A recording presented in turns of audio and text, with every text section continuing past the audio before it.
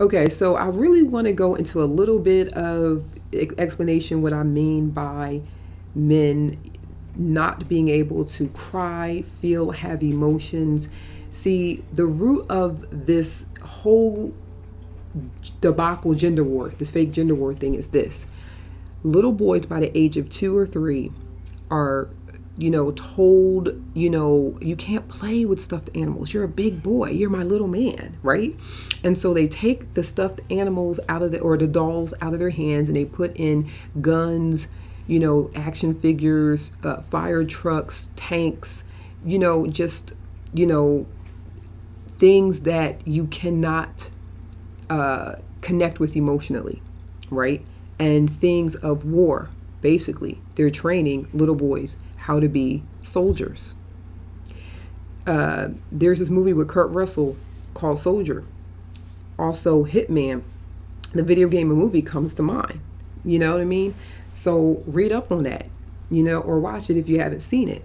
And so what it does is it keeps a whole race of people subjugated because you've got the stronger, physical vessel suppressing the vessel that actually, helps bring life into the world. And notice I said helps because it does take men and women to produce children, at least right now, or it has been right now. We're not, we're not in ancient times where women did procreate on their own, and at the rate things are going, I would not be surprised if we don't get our act together if that naturally will occur because God is watching. Higher power, universe, whatever, however you want to say it. So, but what I'm saying this to say, I'm not absolving men from their bad behavior, but it's not helping by calling them names and ostracizing them. They're human beings. They deserve love and they deserve a chance to make it up and get it right as well. Everybody makes mistakes. And right now they're being hammered and I know why. It's a wake-up call.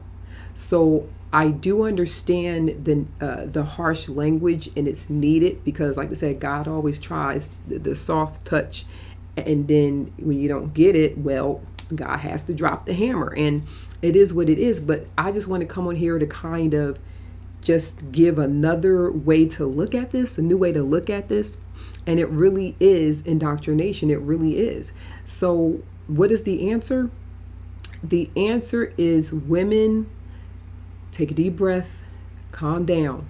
You have control over your life, yourself. You can choose not to date these men. You can choose not to support these men. With that being said, do choose the men who are doing the right thing. Support the men who are doing the right thing. And those men, if you're listening, please, we need you to step up. Step up to the plate. Come out and speak. Because all I'm seeing is women. And the few men who are doing it are having a really, really hard time. And there's only 2 men in particular that I noticed that they're really holding it down. But that's 2. And that's 2. That's not enough. That's not enough. So we need the good men who are doing to mentor these other ones, to speak and represent and show positive images.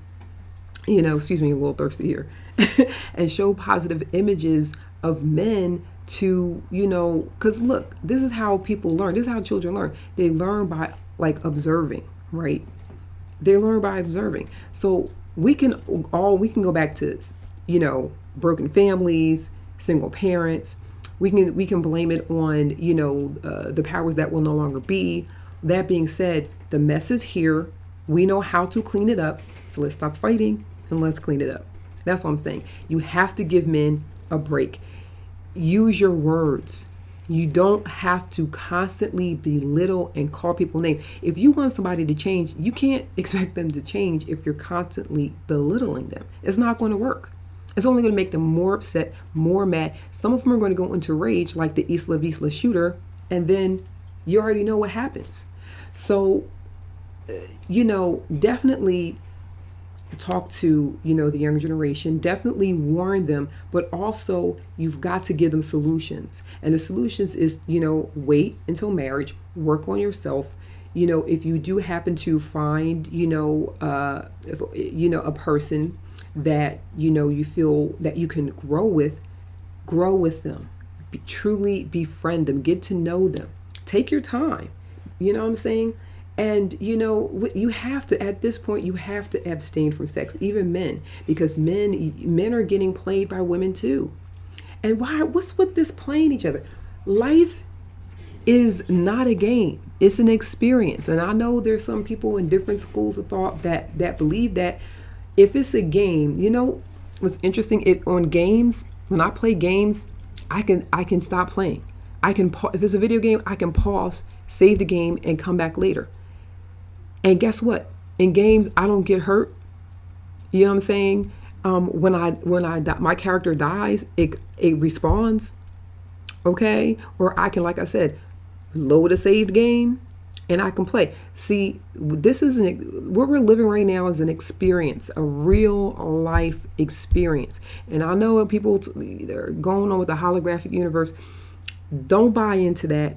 Don't buy into that. Don't buy into that. There's something to that, but don't investigate. So right now we're humans having a human. We're spiritual beings having a human existence, or you could say we're humans having a human existence, however you want to say it. And we have to master being human first.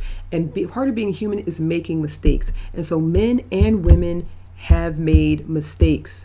And so you don't keep beating people up because they made mistakes. And even if people have made repeated mistakes, you've got to look at their childhood. You've got to look at the beginning. You've got to look at also what is being fed to the world constantly. Look at the video games. And I'm an ex-gamer. You know what I'm saying? I used to game. Okay. So I'm not hating on gamers. And, but you can't blame it on parents. You have to look at the bigger picture. So there's more I want to say, but going back onto the topic of men, again, they weren't allowed to develop their emotional muscles like women have. Girls are allowed to play with tea sets, dolls, babies. If you let little boys do that until they're no longer interested, I think there would be more adjusted. I think there would be balance. And then we got to get mentors into people's lives. Even I need a mentor. I'm looking for a mentor. Okay. And what I mean a mentor, career wise, but still, even a mentor, just, an older mentor to talk to things about. There's nothing wrong with talking. There's nothing wrong with it. Talking about your feelings is therapeutic. And so men have always been told, don't cry.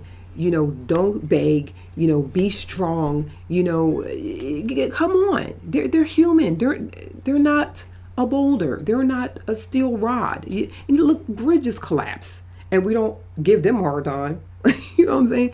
So ease up on the men as far as the name calling. If you truly want them to change, if you truly want them to protect and provide, well, who's protecting and providing men? Think about that. And usually people say, well, other men are fathers. But we all protect and provide each other in different ways. Now, I'm not taking the role of that away from men. I'm saying while they're doing that, what are we doing to help them, wusa? Okay. And wusa is a different world. Debbie Allen played a therapist on A Different World, which was a sitcom back in the 90s starring Jasmine Guy. And anyway, so they need to wusa. They need to relax. They need to, but also they need to really have a safe space in order for them to have their talk about their feelings. And what a lot of men are saying is that when they do express their feelings, they get picked on by other men, and then women are turned off by them. And we have to cut that out. We have to stop that. We have to, if you're not ready or prepared, just listen, compassionate listen. There's a wonderful clip that I want everybody to watch.